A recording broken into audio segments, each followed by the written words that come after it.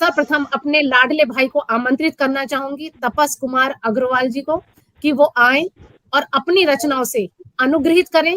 और मैं बताना चाहूंगी, आपने पिछले दिसंबर में एक श्रृंखला चलाई थी, राम एक कथा अनेक। श्रृंखला काफी प्रसिद्ध भी हुई और हम सब ने उसमें वाचन भी किया, सभी ने किया, नरेंद्र जी ने, मैंने, मधु जी ने, नीरज कांत सोती जी ने। तो मैं चाहती हूँ कि एक बार उसको पुनः याद किया जाए। तो तपस, एक मुक्तक से मैं आपका स्वागत करती हूँ, पंक्तियां देखिएगा।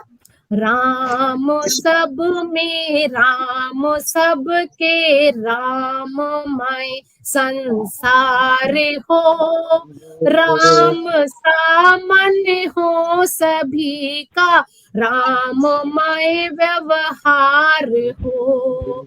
दुनिया में हो राम राज्य, छल कपट की हार हो, राम जी की कृपा से ही हर दिवस त्योहार हो, हर दिवस त्योहार हो। बहुत बहुत स्वागत है। बहुत सुंदर, बहुत बहुत धन्यवाद। और आपने प्रथम अवसरी मुझे दे दिया और इतने बड़े बड़े साहित्यकारों के मध्य मेरी घबराहट को और बढ़ा दिया है कि मैं किस तरह पढ़ूंगा। अभी तो मैं सोच रहा था कि मेरा नंबर लास्ट में आएगा, मैं कुछ तैयार हो जाऊंगा, लेकिन चलिए कोई नहीं। आज रामनवमी आ रही है जल्द, और पिछले कुछ दिनों में, पिछले कुछ महीनों में जिस तरह से राम से जुड़ाव हुआ वो अपने आप में बड़ा अनूठा था। और जिस कार्यक्रम का दीदी ने जिक्र करा, राम एक कथा अनेक, उसी कार्यक्रम का ये परिणाम है कि राम से आज तक कभी इतना जुड़ाव नहीं हुआ जितना उस कार्यक्रम के बाद से हो गया है। तो जब दीदी का फोन आया तो मैंने फौरन हाँ कर दिया, और आज मुझे दिल्ली जाना था, मैंने दिल्ली जाना भी कैंसिल कर दिया। मैं धामपुर आया हुआ हूँ अपने गृह क्षेत्र में। तो मैंने कहा नहीं, आज कार्यक्रम करने के बाद कल निकलेंगे दिल्ली। तो जी, तो 2 ताजी रचनाएं मैंने लिखी हैं बिल्कुल, और उन्हीं को पढ़ने का मैं प्रयास करूंगा। और एक मुक्तक से मैं अपनी बात की शुरुआत करता हूँ, आप सभी का आशीर्वाद लेते हुए। स्वागत पर ही हैं जी सर, आप दिल्ली आएंगे तो आप चित्रकूट में निवास कर रहे हैं अभी? जी सर। हे राम आपके जीवन का, हे राम, मेरी आवाज आ पा रही है सभी को क्लियर? बिल्कुल। हे राम आपके जीवन का आधार धर्म मर्यादा थी। हे राम आपके जीवन का आधार धर्म मर्यादा थी। स्वयं थे विष्णु फिर भी, स्वयं थे विष्णु राह में, लेकिन फिर भी कितनी बाधा थी। पूर्ण जीवन किया समर्पित, अंगारों पे चले सदा ही। पूर्ण जीवन किया समर्पित, अंगारों पर चले सदा ही। राम बनकर जो दी परीक्षा, वो हर अवतार से ज्यादा थी। राम बनकर जो दी परीक्षा, वो हर अवतार से ज्यादा थी।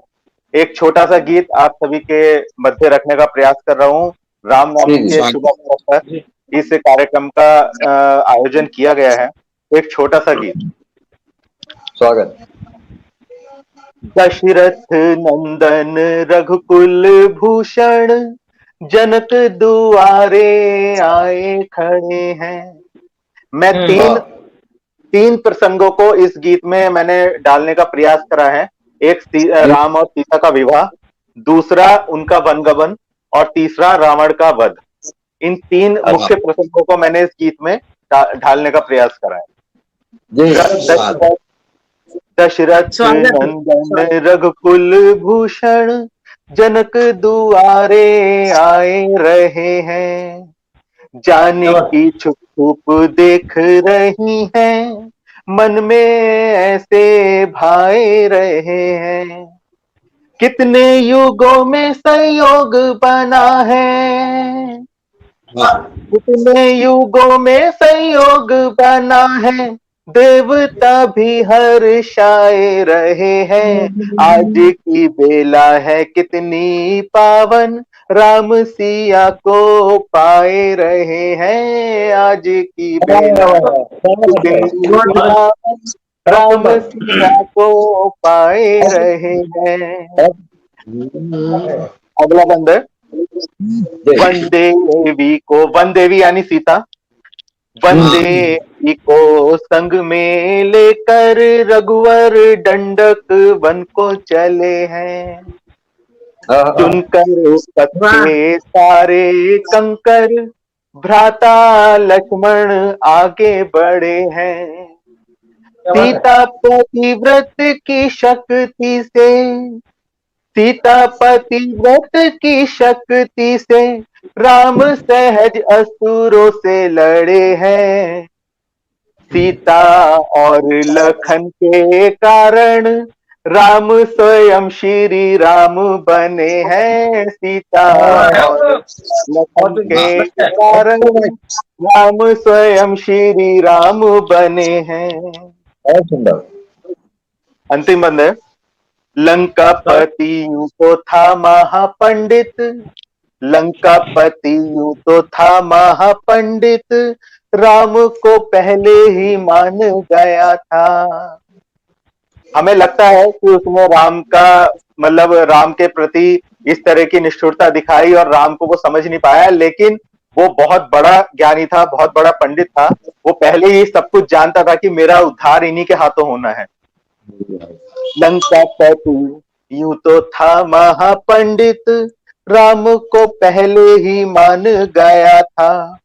सीता है स्वयं मां शक्ति स्वरूपा, पहले से पहचान गया था। मुक्ति के मार्ग पे चल निकला वो, मुक्ति के मार्ग पे चल निकला वो, सोच समझ अभिमान किया था। मेरे आराध्य के हैं जो आराध्य, उनकी शक्ति को जान गया था। मेरे आराध्य के हैं जो आराध्य, उनकी शक्ति को जान गया था। आज है कितनी पावन, राम सिया को पाए रहे हैं। सीता और लखन के कारण राम स्वयं श्री राम बने हैं। धन्यवाद।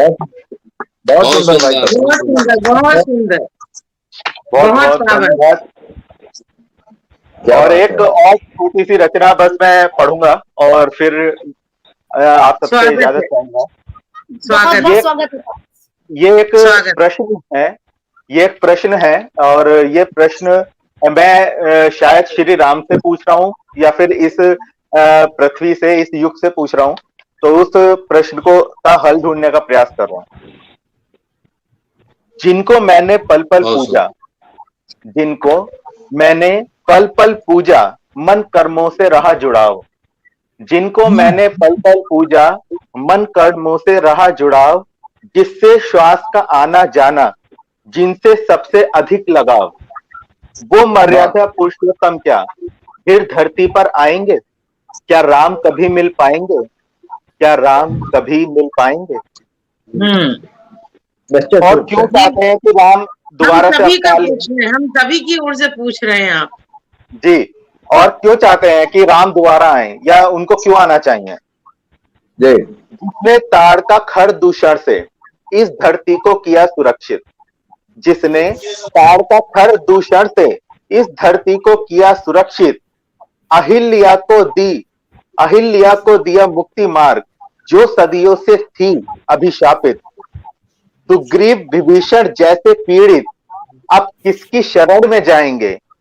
वो मर्यादा पुरुषोत्तम क्या फिर धरती पर आएंगे? क्या राम कभी मिल पाएंगे? क्या राम कभी मिल पाएंगे? निश्चित मिलेंगे, निश्चित मिलेंगे। नारी शक्ति का के लिए मैं 4 पंक्तियां कहना चाहता हूं। कैसे भूलूं कि इस समाज में, कैसे भूलूं कि इस समाज में अब भी नारी आतंकित है। कैसे भूलूं कि इस समाज में अब भी नारी आतंकित है। चाहे जैसी परीक्षा दे दे, किंतु पूर्ण सम्मान से वंचित है। चाहे जितनी परीक्षा दे दे, किंतु पूर्ण सम्मान से वंचित है। और कितनी सीता के जीवन इस धरती में समाएंगे, और कितनी सीता के जीवन इस धरती में समाएंगे। वो मर्यादा पुरुषोत्तम क्या फिर धरती पर आएंगे? क्या राम कभी मिल पाएंगे? क्या राम कभी मिल पाएंगे? अंतिम बंद है। एक रावण को आपने मारा, ये मैं राम से बात कर रहा हूं। एक रावण को आपने मारा, रावण किंतु मरे नहीं। एक रावण को आपने मारा, रावण किंतु मरे नहीं। नित नए रूप में आते रहते, अपने कर्मों से डिगे नहीं। कलयुग में उन सब रावण को कैसे परलोक पहुंचाएंगे, वो मर्यादा पुरुषोत्तम क्या फिर धरती पर आएंगे? क्या राम कभी मिल पाएंगे? क्या राम कभी मिल पाएंगे? क्या राम कभी? बहुत सुंदर अभिव्यक्ति, बहुत सुंदर तापस, बहुत बढ़िया। धन्यवाद। बहुत बहुत सुंदर, बहुत सुंदर।